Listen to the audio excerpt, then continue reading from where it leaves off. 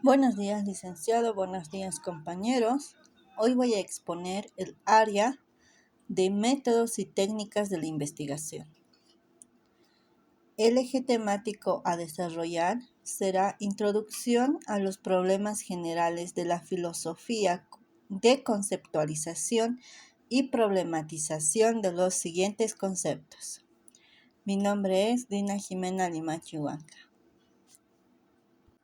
El eje temático a desarrollarse se tratará sobre la introducción de los problemas generales de la filosofía, conceptualización y problematización de los conceptos de los siguientes, los cuales son el empirismo, el racionalismo, la fenomenología, el positivismo y el pragmatismo.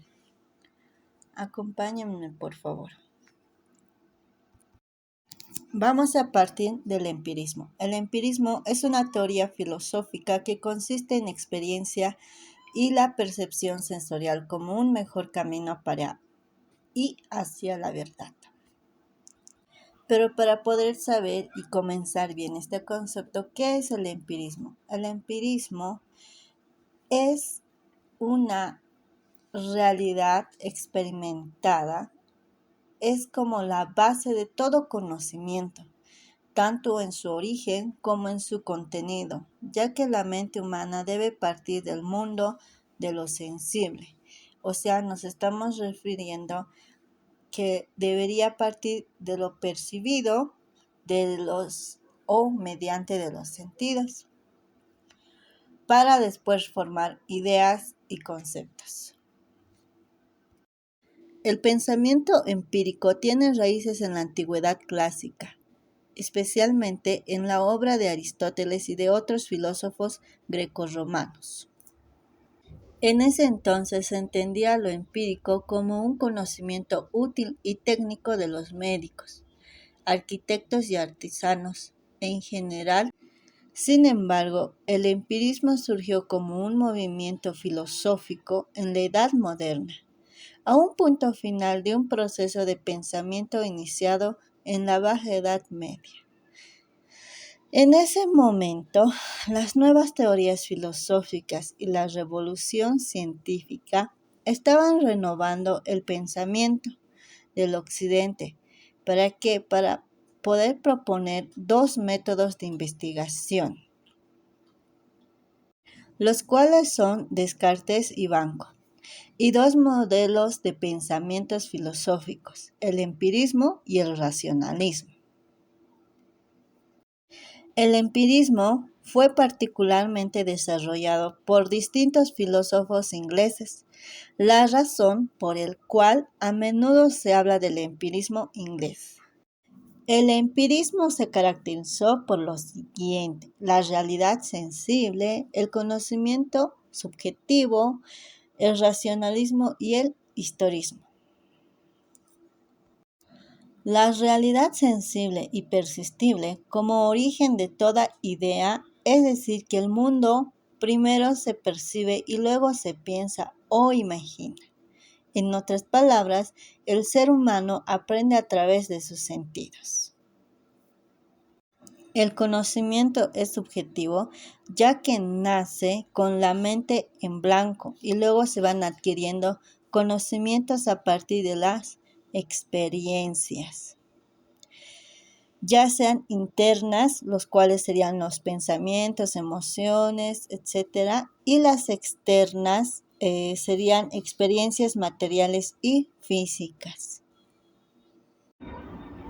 El racionalismo al historicismo señala como dos teorías de conocimiento, ya que al mismo tiempo es un continua y es un valor a la crítica nominalista comenzada en la Baja Edad Media. En cuanto a esto, se le podría llamar un problema de los universales. El empirismo fue una escuela fundamental en el surgimiento de corrientes de pensamientos futuras. Por ejemplo, el empirismo permitió el surgimiento del pensamiento científico y del método científico, dentro de lo cual se jugó un rol muy importante, teniendo un pensamiento empírico moderno, nacido a raíz del que se sostenía en el empirismo inglés. Para esto, el empirismo debió abrir primero las puertas al ateísmo. Por otro lado, de la oposición entre el empirismo y el racionalismo, tenemos a los representantes del empirismo, los cuales son John Locke, 1932 a 1704. También tenemos a David Hume, 1711 a 1776. Y también tenemos a Jorge Breckel, 1685 a 1753.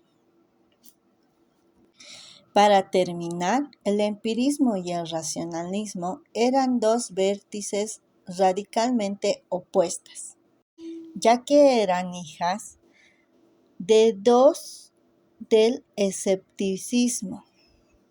Por un lado, el ascepticismo inglés sostenía la inexistencia del conocimiento a prioridad y la defendía todo lo que era perceptible a través de los sentidos como la vía del ser humano para poder formar conocimientos.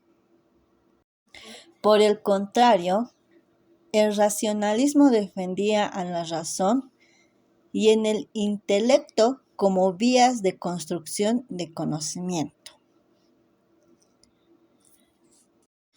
Esta idea se resume en aquella frase de Descartes en el cual dice: pienso, luego existo. El racionalismo rechazaba la importancia de los sentidos, alegando que pueden siempre engañarnos o brindar información parcial sobre o de la realidad. El racionalismo surgió en la Edad Moderna, específicamente en Europa, en los siglos XVII y XVIII.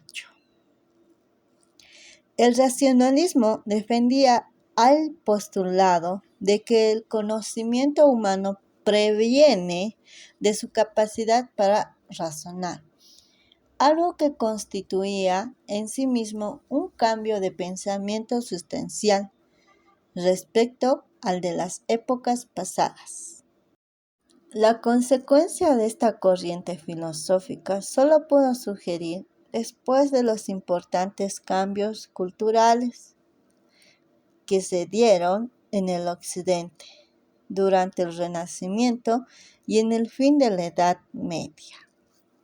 Aunque es posible rastrear sus antecesores hasta tiempos tan remotos como los de Platón y en la antigua Grecia. Para René Descartes, un pensador francés, el racionalismo era admirador de la geometría y las matemáticas, las cuales consideraba un modelo a seguir para toda forma de filosofía. Descartes aspiraba a convertir la filosofía en una disciplina científica, provista de un método, ya que es dado a su parecer solo mediante la razón podrían hallarse ciertas verdades universales. Así, en su discurso dio un método. En 1637 propuso sus 4 reglas para toda investigación filosófica, las cuales son las siguientes: evidencia, análisis, deducción y comprobación. Para la evidencia, Descartes piensa que solo es verdadero lo que no causa dudas al pensamiento.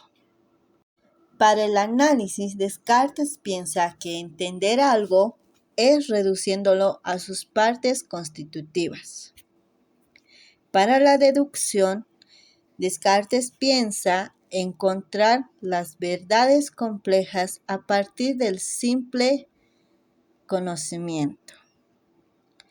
Y para terminar, la comprobación para el pensamiento de Descartes trata de asegurarse de lo que es conocido mediante la razón, la cual siga estas 4 reglas establecidas. Características del racionalismo.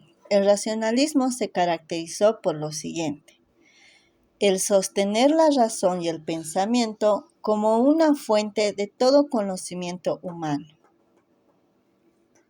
La segunda característica es el innatismo, en el cual es una creencia en un espíritu, como por ejemplo podría ser creer en Dios, ya que de aquí existen ideas preconcebidas y nacidas y creyentes por la fe. La tercera característica trata de un empleo de métodos lógicos y deductivos para poder explicar los razonamientos empíricos y confirmarlos cuanto fuera y sea posible. Las principales defensores, como una cuarta característica, provenían de Francia, Alemania y otros países de Europa continental, opuestas al imperismo proveniente de Inglaterra. Silencio. Para los principales representantes del racionalismo fueron los siguientes: René Descartes, que nació en 1596 y falleció en 1650. Fue matemático, físico y origen de francés. También estamos con Blaise Pascal. Nació en 1623 y murió en 1662.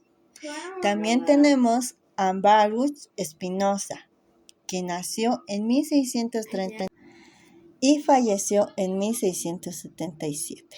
Y para último, tenemos al racionalismo y el humanismo. El movimiento del racionalista presenta similitudes con el humanismo, al menos en su versión secular, en el sentido de que considera la razón humana como el único camino cierto hacia la verdad de las cosas. Así, el racionalismo desplazó la fe religiosa. Este desplazamiento permite el surgimiento de un pensamiento filosófico ajeno a la religión, lo cual es también central en la doctrina de humanismo, cuyo objetivo central fue colocar el ser humano y no a Dios en un centro del mundo.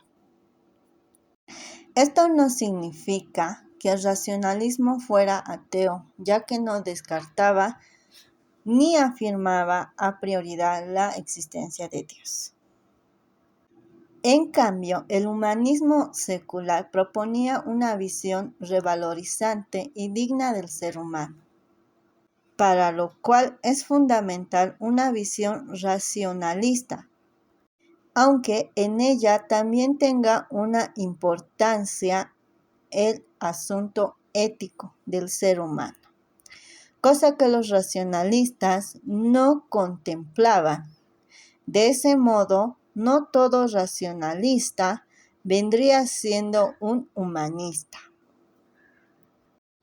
La perspectiva epistemológica fenomenológica no parte de una hipótesis para su verificación. Contrariamente, se perfila hacia el descubrimiento de fenómenos percibidos como tales, por la cual la consecuencia del sujeto desconoce mediante la interpretación y la comprensión de la conducta humana. La epistemología, según Morales, se presentan como un discurso necesario, pues su labor es la de dar un fundamento de legitimidad al conocimiento, mucho más allá de lo metodológico. Se requieren ciertas conjeturas y argumentaciones que reivindican el término epistemología, proveniente del griego, cuyo significado alude al conocimiento fundamental. En este sentido, Damiani, 1997, nos cita que toda definición y caracterización de la actividad científica como forma particular de conocimiento supone una imagen, una teoría de la ciencia, una epistemología que trata de explicar la naturaleza, la diversidad, los orígenes y las limitaciones del conocimiento científico. El significado de una ciencia, de una teoría, de un método, de una investigación no se comprende si no se esclarece en el fondo epistemológico, sobre el cual se ausenta el conocimiento científico, ya que no tienen fundamento en sí mismo, depende de otro discurso que lo legitima. Desde esa perspectiva es posible comprender la fenomenología como un método para acercarnos con el conocimiento a la realidad. Ello implicará un eje transversal al cual se unirán Heidegger y Gadamer, denominado la intencionalidad, generando un marco epistemológico de acceso a la misma. De este modo, resulta conveniente el término fenómeno, que representa el objeto del estudio y la fenomenología. El fenómeno es todo aquello que se revela ante la mirada del sujeto. Es el resultado de su proceso creativo subjetivo que construye colectivamente sobre la base de las experiencias vividas. Por lo tanto, se manifiesta de maneras múltiples e inesperadas, circunstanciales al sujeto y a los hechos que impactan su percepción de las cosas. Este trascendiente son perjuicios a las teorías preconcebidas. Por tal razón, resulta importante definir la razón de ser de la fenomenología. El positivismo científico o positivismo es un sistema filosófico que considera que no existe otro conocimiento que el que proviene de hechos reales verificados por la experiencia, negando así la posibilidad de que la teoría pueda ser una fuente de conocimiento y que la filosofía pueda contribuir al conocimiento científico. El positivismo combina el racionalismo, el empirismo y la lógica inductiva y deductiva, denominado a veces como hipotético, deductivo cuantitativo, empírico analista y racionalista naturalista. La ciencia, para ser considerada como tal, debe adaptarse al paradigma de las ciencias naturales, que debe ser caracterizada por el monomismo metodológico, la explicación casual y la predicción. El positivismo ha evolucionado gracias a la tradición humanista del siglo XVII, producto de la Revolución Francesa, y a los problemas que debe enfrentar la sociedad. El positivismo influyó en Marx, en Hegel o en Durkheim en 1925. El gesto fue otro movimiento en Viena denominado neopositivismo, de la cual surgió el denominado Círculo de Viena, o positivismo lógico, en la cual la tesis central de sus miembros fue la ciencia que era la única forma de conocimiento y que existía que pudiera ser conocido fuera de lo que podría ser conocido científicamente. El positivismo es una concurrente filosofía que funda la verdad en el método experimental de las ciencias positivas y que rechaza o niega cualquier interpretación tecnológica y metafísica. Las principales características del positivismo científico son el rechazo de la metafísica y de toda proporción no vinculada con hechos constatados. El empirismo, único medio de llevar a cabo de observaciones sistemáticas y ciertas para deducir conclusiones válidas. Solo acepta la experiencia obtenida por la observación de los fenómenos. El positivismo jurídico concuerda en que la distinción de la desconexión entre el derecho y la moral, es decir, la distinción entre lo que es el derecho y qué es el derecho que debe ser la concepción del mundo jurídico desde un punto de vista universal. La concepción de que todo derecho positivo es justo, por lo que solo un hecho de ser un derecho positivo, sin importar su contenido. Esto sin importar su mayor o menor justicia de acuerdo con el sistema moral. Para Cancel, el objeto de estudio de la ciencia jurídica se contrae a solo el ordenamiento normativo, con presidencia de la vida humana, regalada a un constituyente en el contenido factual de las normas. Los valores ya resultan ser dentro del planteamiento de elementos de naturaleza metajurídica. Esto lleva a Cancel a un pensamiento de un cambio de sentido tanto en lo significado tradicional del derecho como de lo antijurídico. Para Cancel, una conducta no es antijurídica porque sea contraria al valor. Por ello, condenable según cualquier pauta trascendente al derecho positivo o también por su cualidad interna, sino sola y exclusivamente porque el derecho positivo le ha hecho una condición de un acto coactivo, es decir, una sensación. Lo antijurídico no es la negación del derecho y no es grabado como una sanción porque es condenable, sino que se califica de antijurídico sin valoración alguna, porque en un orden jurídico positivo lo ha unido un acto coactivo como consecuencia jurídica que debe sobrevenir. De aquí se desprende el derecho positivo y la moral. Son dos órdenes normativos distintos uno del otro.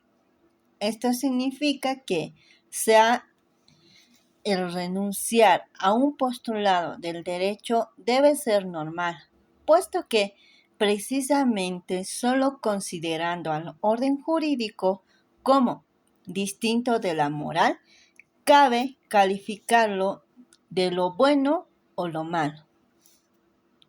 Sin duda, el derecho positivo puede ser cierto en ciertos casos, autorizar la aplicación de normas morales, es decir, que delega en la moral el poder de determinar la conducta por seguir.